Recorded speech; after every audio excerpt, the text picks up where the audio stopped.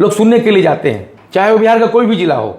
उसमें ये नहीं कह सकते आप खाली पासवान समाज के लोग जाते हैं, सब दल सब समाज के लोग वहाँ जाते हैं। चिराग जी को एक एक्सेप्ट किया हुआ है, उनको वो आशीर्वाद है यहाँ जो पूरा यहाँ के जितने भी समाज के लोग हैं, इसलिए भीड़ लगती है वहाँ। तो मांझी जी को लगा कि इनको ज़्यादा सीट मिल जाएगी। तो एक लोकसभा पे 5 या 6 सीटें हैं, तो उनकी वही 5-6 सीटें बनती हैं। हम लोगों की अगर 5 तो 30 तो वैसे ही बनती है, क्योंकि हम लोग पाँचों के पाँचों जीत के आए, इसीलिए हम लोग उम्मीद 40 की कर रहे हैं।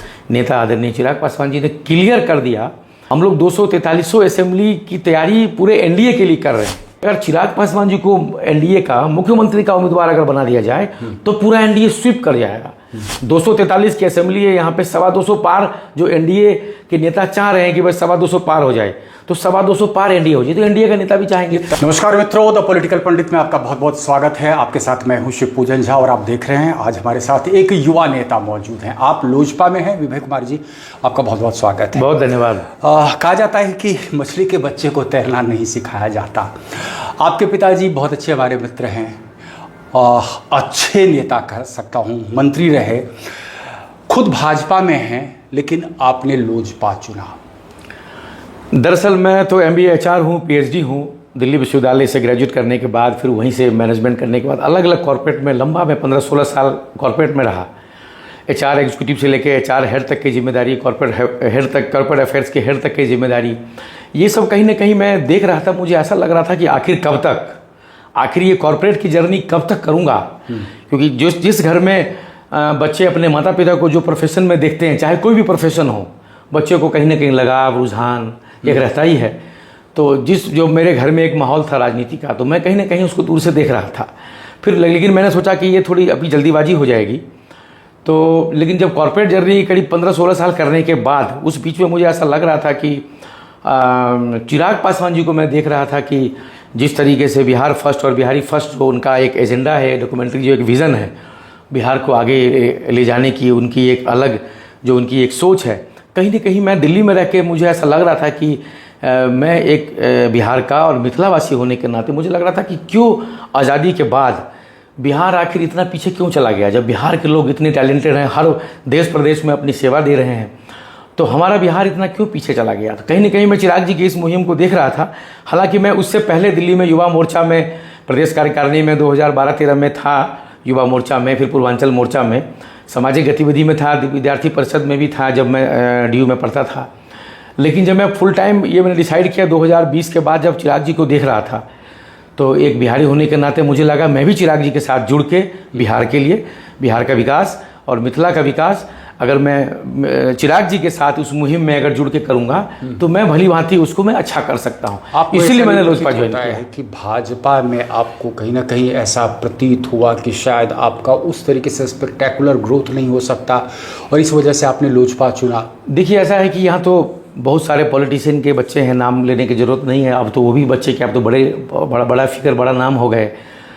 लेकिन मुझे कहीं ऐसा लग रहा था कि अभी मेरे पिताजी लंबा अभी सिटिंग MLA हैं ही, अभी उनका और अभी उनका बाकी है विधानसभा में, बाकी है इनिंग्स बाकी है अभी। तो मुझे लग रहा था कि मैं खास करके बिहार की भाजपा में जो कद उनका है, तो मुझे लगता है इनिंग्स काफ़ी बढ़िया होना है उनका।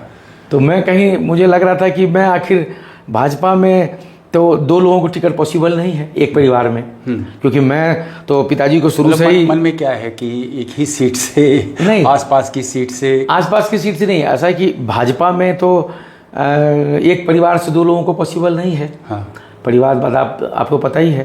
तो मुझे कहीं ना कहीं लगा कि तो मैं अपने आदरणीय जो अध्यक्ष हैं चिराग जी, उनसे जब मैंने बात की, बेचारे कोशिश करते ही रह गए। तो मुझे ऐसा लगा कहीं ना कहीं मैं जब चिराग जी से बात की, चिराग जी को जो अच्छा लगा कि हम लोग एक ही उम्र के हैं और बिहार में हम लोग अच्छा कर सकते हैं, हम लोग एक आध साल आगे पीछे होंगे, हम लोग का लंबा इनिंग है अभी बिहार में, तो इसीलिए मैंने चिराग जी को ज्वाइन किया। अच्छा, एक चीज़ बड़ी अच्छी लगती है चिराग जी की राजनीति। देखिए 2005 का दौर याद होगा, खास करके फरवरी और मार्च में बहुत स्पेक्टेकुलर एक परफॉर्मेंस हुआ था लोजपा का, लेकिन सत्ता की चाबी जो है वो रामविलास पासवान जी ने अपने पास रख ली, वजह प्रेसिडेंट्स रूल। अब मैं देख पा रहा हूँ वर्तमान परिस्थिति में फिर से एक बार लोजपा जो है बड़ी मजबूती से अपने आप को रख रही है। यहाँ तक कि आरा की रैली में तो ये कह दिया गया कि 243 की 243 सीटों पर तैयारी हो रही है।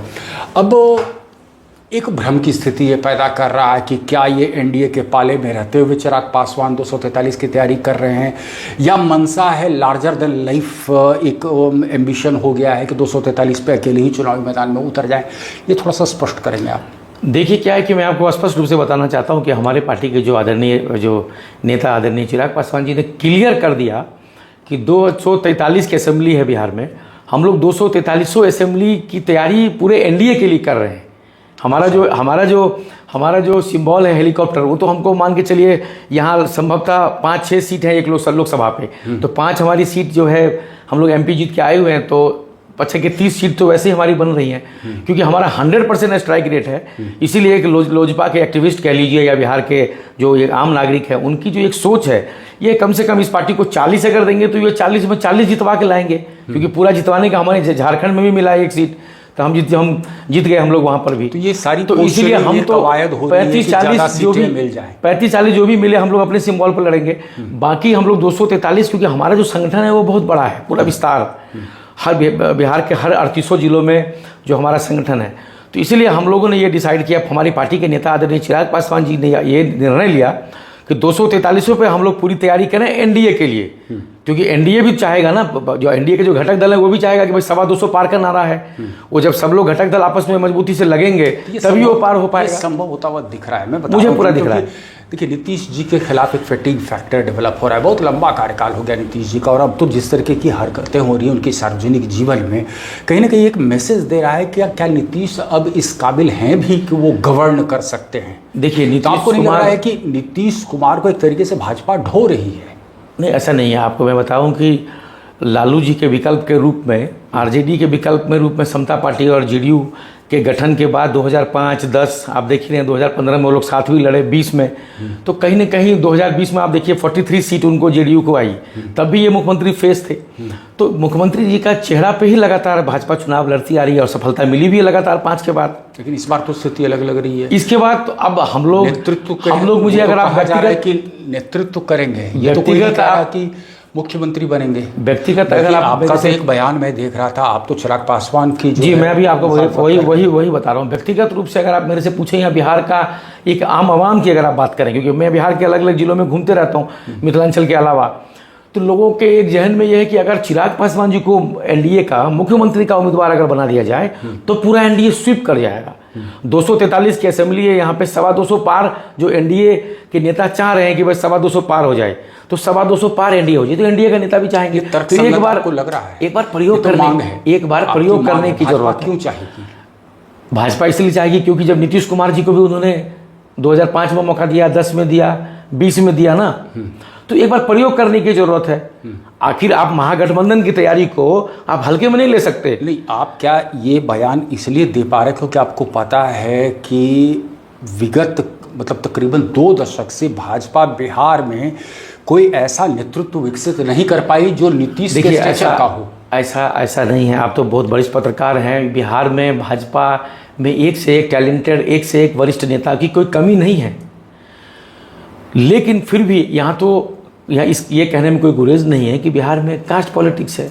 यहाँ तो आपने देखा कि नीतीश कुमार लालू जी के विकल्प के रूप में तो आ गए, लेकिन 2015 में क्या हुआ? स्वीप कर गए, यहाँ महागठबंधन स्वीप कर गया, एक से एक लोग हार गए, अच्छे से अच्छे लोग हार गए, तो वहाँ स्वीप कर गया। तो यहाँ कास्ट पॉलिटिक्स है। लेकिन चिराग पासवान जी का जो फेस है ना, वो सबको लेके चलने की, आप पासवान का नेता कह सकते हैं, लेकिन हमारी अगर आप पार्टी में अगर हमारी टीम को देखेंगे, आप पूरे एलजेपी टीम, चाहे वो नेशनल टीम हो चाहे स्टेट टीम हो, हर दल हर समाज के लोग, जाति के लोग उसमें जुड़े हुए हैं। हम लोग मिथिला से आते हैं, मैथिल ब्राह्मण है।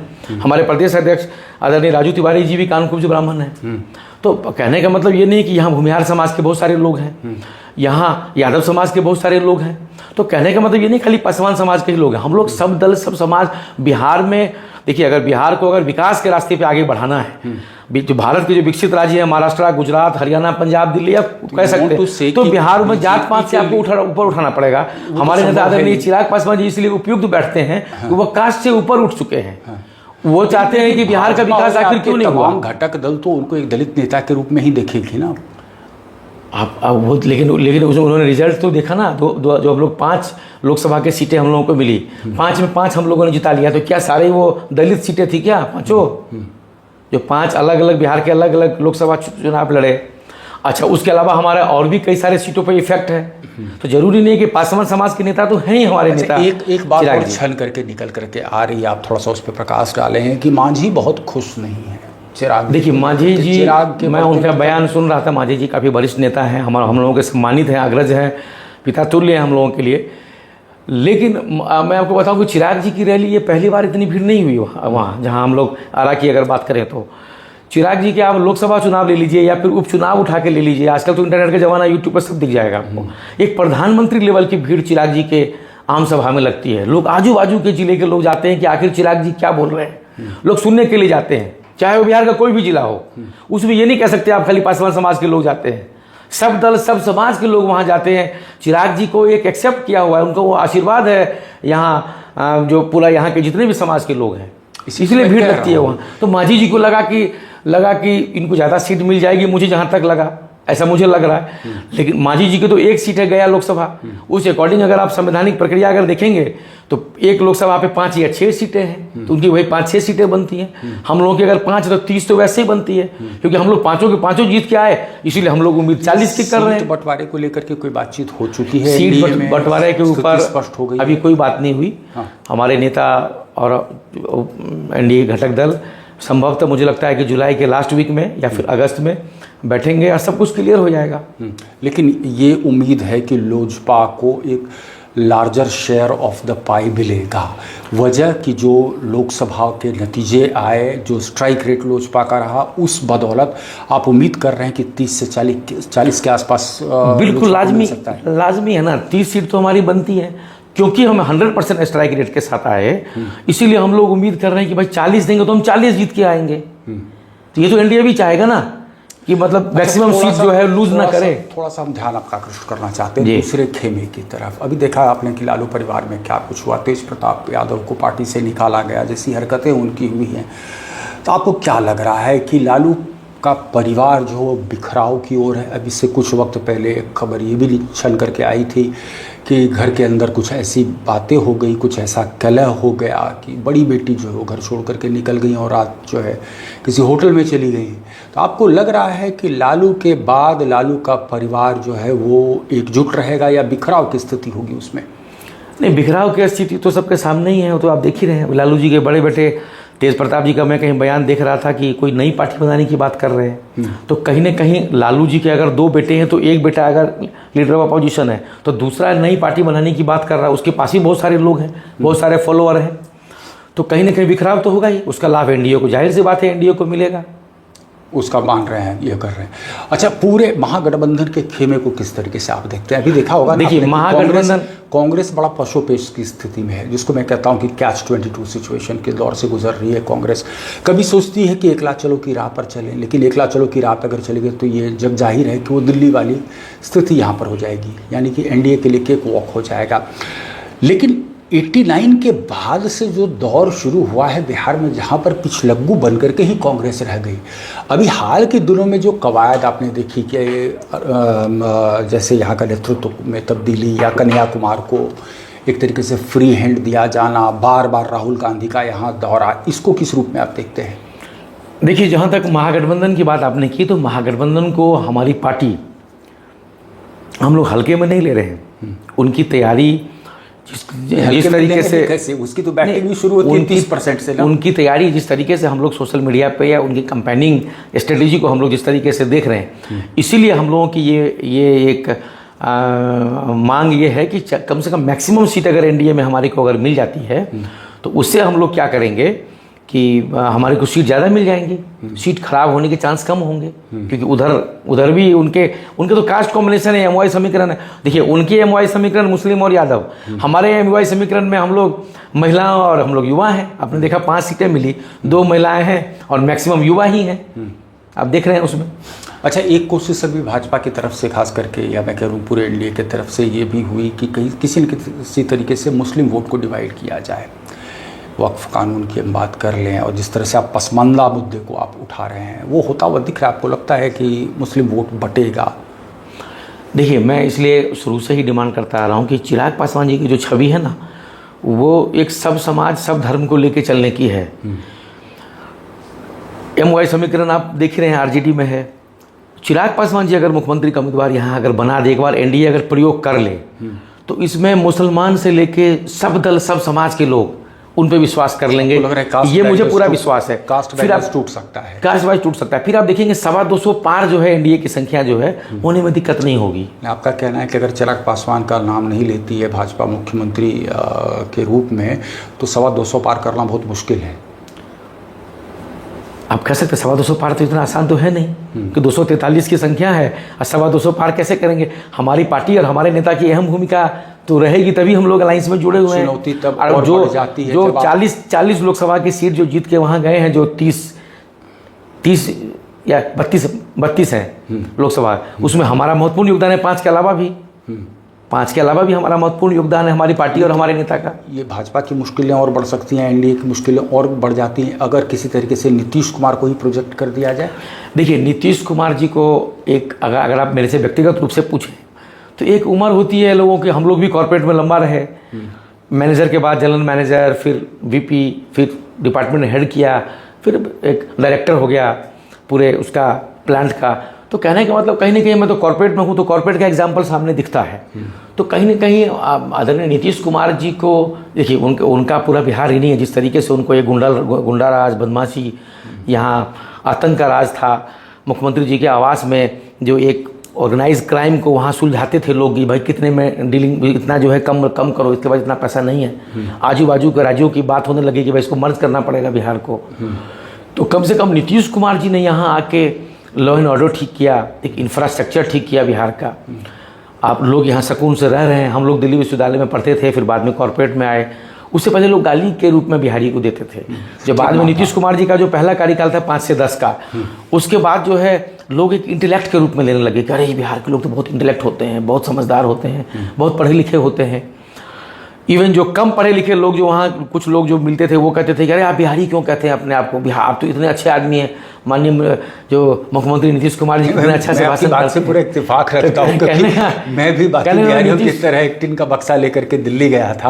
वो दौर तो बड़ा एक ऐसा दौर था, मुझे लगता है कि लेकिन माननीय नीतीश कुमार जी का ही योगदान है कि लोग पूरा देश भर में बिहार के बारे में, जो बिहार का जो ओहदा बढ़ गया हो गया भाई। लेकिन अब एक 20 साल हो गया, अब इनको जो उम्र है एक संरक्षक की भूमिका में हो, एक उनका एक पैट्रॉन की भूमिका में रहे, एक राष्ट्रपति उपराष्ट्रपति की भूमिका में रहे। उनको थोड़ा सा इंटरेस्ट दें, थोड़ा सा इंटरेस्ट दिखाएंगे तो माननीय प्रधानमंत्री जी और गृह मंत्री जी उनको केंद्र की राजनीति में एक्टिव कर सकते हैं, कहीं गवर्नर हो सकते हैं। अश्विनी चौबे कह भी रहे थे सब, बिल्कुल ठीक कह रहे थे, जायज़ है ये चीज़।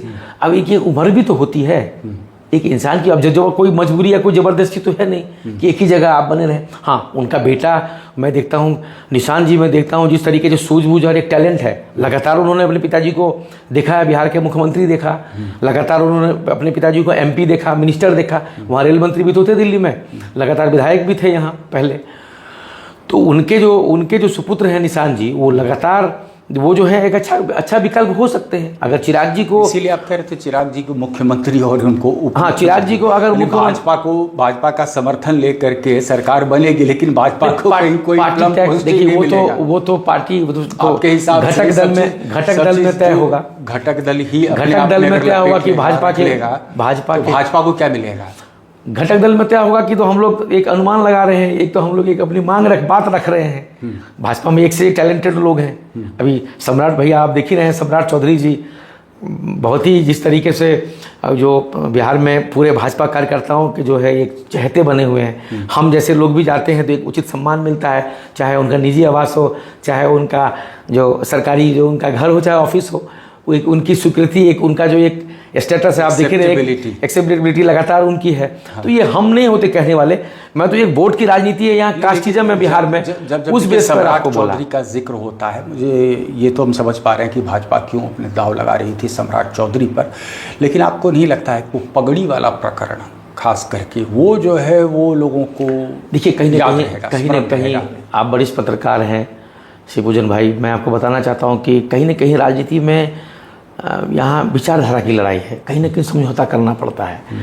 आदरणीय सम्राट चौधरी भैया ने जरूर कहा था कि जब मैं पगड़ी तब उतारूंगा जब यहाँ का मुख्यमंत्री बदलेगा, लेकिन केंद्र में अलग तरीके से ये गठबंधन हुआ, लगातार NDA अलायंस में माननीय नीतीश कुमार जी की एंट्री हुई और आपने देखा कि 12 लोकसभा सीट जो जीते और यहाँ सब लोग सहमति से एक एनडीए अलायंस से चुनाव लड़े तो 40 में 32 सीट जीत के आए। तो इसमें सबके साथ एक अलायंस में हुआ, तो एक उनको ये जो उनका जो डिसीजन था उसको, क्योंकि ये कोई एक ज़मीनी विवाद या कोई आपसी घर की लड़ाई या कोई ईगो तो ऐसा होता नहीं है। यहाँ तो पार्टी को सत्ता पे लाना, पार्टी को सरकार तक पहुँचाना, एक विचारधारा की लड़ाई है। इसमें सब लोग आपस में एक कॉम्बिनेशन, क्योंकि आप देखेंगे कि एक पार्टी से तो बात बनती नहीं है, तो सब लोग एक समान विचारधारा वाली जो पार्टी होती है बिहार के एक साथ मिलकर करते हैं। अलायंस एक रियलिटी है। तो अभी फिलहाल जो अलायंस एग्जिस्ट कर रहा है बिहार में, एनडीए का खेमा और दूसरी तरफ महागठबंधन का खेमा या इंडिया ब्लॉक, आपको लग रहा है यही इंटैक्ट रहेगा या कुछ ऐसे आपको लगता है कि फेंस सिटर्स हैं जैसे मुकेश सहनी जैसे लोग, या हम कुछ वक्त के लिए बात कर लेते हैं उपेंद्र कुशवाहा की, कुछ वक्त के लिए हम बात कर लेते हैं जीतन राम मांझी की भी, ये ऐसे लोग हैं जिनके बारे में हम कह सकते हैं कि जिधर बेहतर अपॉर्चुनिटी होगा उस तरफ का रुख करेंगे। आपको याद है ना, पिछले विधानसभा चुनाव के पहले ये मुकेश सहनी किस तरीके से भरे प्रेस कॉन्फ्रेंस में तेजस्वी यादव के खिलाफ मुखर होते हुए प्रेस कॉन्फ्रेंस को बाइकआउट करते हुए निकल गए थे। अभी बार बार कह रहे हैं कि तेजस्वी ही चेहरा है। तो आपको लग रहा है दोनों ब्लॉक का स्वरूप यही रहेगा या फिर कुछ तब्दीलियाँ हो सकती हैं? देखिए, चुनाव आते आते तो कुछ ना कुछ चेंजेस तो होते ही हैं, लेकिन अभी जहाँ तक मुझे एनडीए का लग रहा है कि परफेक्ट कॉम्बिनेशन है एनडीए में, एनडीए का परफेक्ट, क्योंकि मांझी जी वहाँ केंद्र में है नहीं, बिल्कुल नहीं है। मांझी जी केंद्र में मंत्री हैं, कुशवाहा जी की भी बात चल रही है, वो भी मुझे लगता है कि आने वाले समय में जल्दी ही लोग विधानसभा चुनाव से पहले वहाँ मंत्रिमंडल में आ जाएंगे दिल्ली में। चिराग जी हमारे नेता हैं ही वहाँ, तो मुझे लगता है कि ये जो कॉम्बिनेशन है, खासकर बिहार वाला जो अलायंस जो है वो यही रहेगा। लेकिन महागठबंधन की क्या स्थिति आपको लग रही है? क्योंकि देखिए, कांग्रेस की तमाम कवायद है इस बात को लेकर के कि भाई कम से कम 70 पिछले बार मिला था, इस बार 50 से नीचे तो ना हो। और जो अंदर खाने से खबरें आ रही है उससे तो प्रतीति ऐसा हो रहा है कि कांग्रेस का जो स्ट्राइक रेट रहा है और जो कन्फ्यूजन की स्थिति है, जो लीडरशिप क्राइसिस है, जो इन फाइटिंग है कांग्रेस में, तो लालू जी मॉनिटर कर रहे हैं और लालू जी शायद कांग्रेस को कुछ इतनी ही सीटें दे जो कि कांग्रेस को शायद बिल्कुल लगे अपमानजनक। नहीं, जहाँ तक मुझे महागठबंधन का लग रहा है कि अभी आपने देखा उनके घर में ही काफ़ी दिक्कत है, उस चीज़ को चुनाव आते आते थोड़ा सा माहौल और बहुत बड़े लेवल पे हो जाएगा। आप देख ही रहे हैं, उधर ऐश्वर्या अलग लगे हुए हैं कि वकीलों की राय ले रहे हैं। मीडिया में भी कुछ दिनों पहले उन्होंने अपनी बात रखी थी। तो मुझे लगता है कि बड़ी बहू तो मुझे लगता है कि आने वाले समय में जिस तरीके से विजुअल देखे आपने तेज प्रताप जी के, तो मुझे लगता है कि आने वाले समय में जो थोड़ा सा मुद्दा और गहराएगा और जो है तो वो सब उनको सीट कम करने के तरफ ही ये सब पॉइंट उनके दिख रहे हैं। उसे लग रहा है कि वहाँ पीछे महागठबंधन के नेता अभी लेफ्ट के तरफ महागठबंधन के नेता तेजस्वी यादव जी हैं। तेजस्वी यादव जी का पीछे क्या विकल्प है? पूरा बिहार 3 टर्म लेके देखा। तो यहाँ पर जरूरत है कि एनडीए का शासन हो और यहाँ पर मेजर माइग्रेशन, जो गाँव का गाँव खाली हो गया, लोग चले गए, लोग भोजन की तलाश में। आप देखते हैं कोई छठ या दिवाली या होली, लोग जा रहे हैं आ रहे हैं, इसको लगाम लगाने की जरूरत है। देखिए, कोई आदमी यहाँ से बाहर कोई बड़ा एंटरप्रेन्योर बन के चले गए तो यही मुद्दा आप देख रहे हैं कि लगातार कांग्रेस प्रशांत किशोर जी की स्ट्रेटजी, हमारे नेता आदरणीय चिराग पासवान जी भी उसकी सराहना कर चुके हैं। लेकिन यहाँ पर फिर मैंने कहा कि यहाँ कास्ट पॉलिटिक्स है, यहाँ सबको लेके चलने, जो सबको समाज को सबको लेके चलेगा, वो यहाँ उस चीज़ को ठीक करने की जरूरत है। तो प्रशांत किशोर जी चाहे डेवलपमेंट तो बेस वो रखा हुआ है, बिल्कुल ठीक है उनका, लेकिन यहाँ पर कास्ट पॉलिटिक्स है ना। यहाँ पर अगर ऐसा होता तो नीतीश कुमार जी को फिर क्यों जरूरत पड़ती बीजेपी की, या बीजेपी को क्यों जरूरत पड़ती नीतीश कुमार की? कितनी संभावना है, क्यों हमारी पार्टी के एलजेपी की क्यों जरूरत पड़ती? विपक्ष लोग जो लगातार ये कह रहे हैं कि भाजपा की ही बी टीम है प्रशांत किशोर, कितनी सच्चाई है इसमें? ये बिल्कुल सच्चाई नहीं है। बिल्कुल, प्रशांत किशोर जी लगातार जेडीयू में थे, पीछे अलग अलग उनकी तो एक कंपनी है, पीआर एजेंसी है, उसके लिए काम करते, ममता बनर्जी जी के लिए काम कर चुके हैं। तो अपोजिशन वाले तो उनका तो काम ही है वो लगाना, उनकी तो अलग पार्टी है, अलग अपना कैंपेनिंग कर रहे हैं, अलग उनकी टीम बनी हुई है, हर लोगों को चुनाव लड़ाएंगे, बहुत सारे तो उनके कैंडिडेट भी फिक्स हो चुके हैं। तो वो ऐसा नहीं है वो बी टीम, तो वो ये अब देखिए क्या होता है। यहाँ लोकतांत्रिक प्रक्रिया है अपने देश में, अब उनको उपचुनाव में तो उनका रिजल्ट आपने देखा ही था। अच्छा, चूंकि पॉडकास्ट है विभय, तो कुछ पर्सनल सवाल भी हम करना चाहते हैं। जी बिल्कुल। कॉर्पोरेट का एक्सपीरियंस आपका रहा है इतना ज़बरदस्त, पिताजी से आपने राजनीति की सीख ली, और विनोद नारायण झा का कद काफ़ी ऊंचा है राजनीति में, आपके पिताजी मंत्री भी रहे और मेरे से ताल्लुकात कुछ जी। उनके कुछ बेहतरीन रहे हैं। कार्यशैली मैंने उनकी देखी है, बहुत ज़बरदस्त कार्यशैली, कोई सवाल खड़े नहीं कर सकता था उनके कार्यशैली को लेकर के।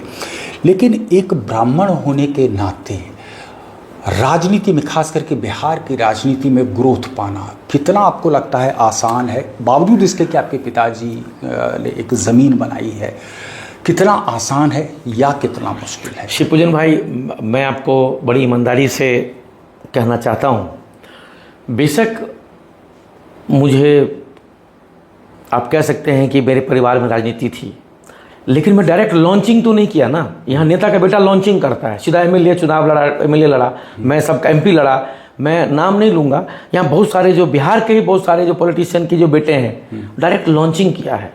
अभी भी बहुत सारे जो एमएलए इन वेटिंग आप कह सकते हैं, बहुत सारे हमारे मिथिलांचल के यहाँ पूरे बिहार के, मैं लॉन्चिंग नहीं किया। मैं ज़रूर पॉलिटिशियन के घर में पैदा हुआ, मैं अलग कॉर्पोरेट में था। मुझे पिताजी ने ये नहीं कहा कि तुम यहाँ ज्वाइन करो और तुम इस पार्टी को ज्वाइन करो, तुम यहाँ विधानसभा लड़ो और ये सीट तुम्हारे लिए, ये सीट तुम्हारे लिए ये है। तो ये जो कहते हैं ना, ये जो लोग कहते हैं कि विरासत में मिली, मुझे पिताजी ने दे दिया, ऐसा नहीं है। मुझे कहीं ना कहीं लंबा कॉर्पोरेट में काम करने के बाद मैं कहीं ना कहीं चिराग पासवान जी को देख के मुझे लगा कि अब फुल टाइम बिहार के लिए काम करने का वक्त आ चुका है। चिराग जी से जब मैंने बात की तो चिराग जी हमारे ऐसे नेता हैं। आपने ब्राह्मणवाद की बात की, एक सेकंड आप सुन लीजिए।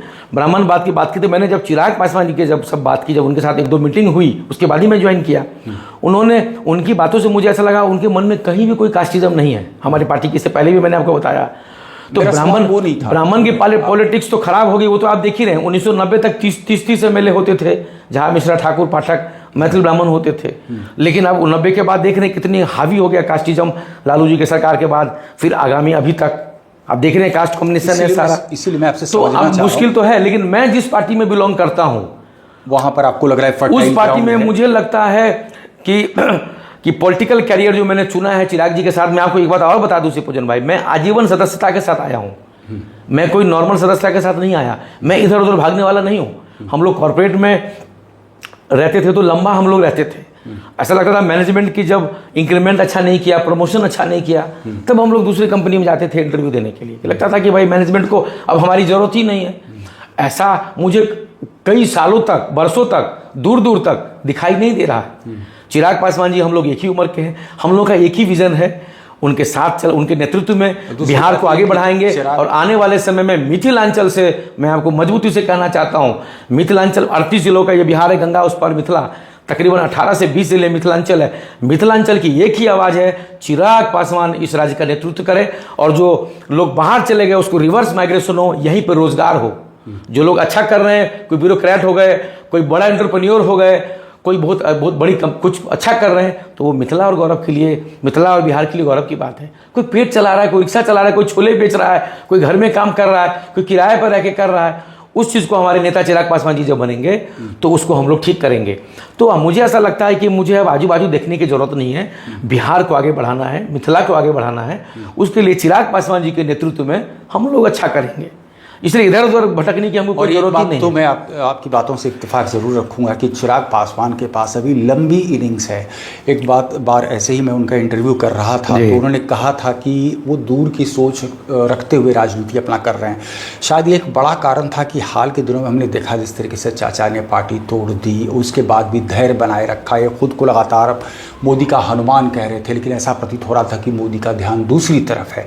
लेकिन मुझे लगता है सब्र का फल मीठा होता है और वही चिराग पासवान ने देखा।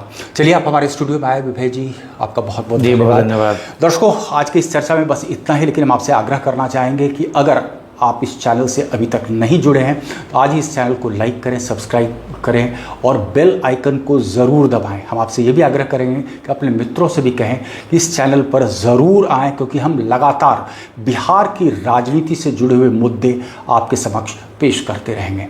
बहुत बहुत धन्यवाद।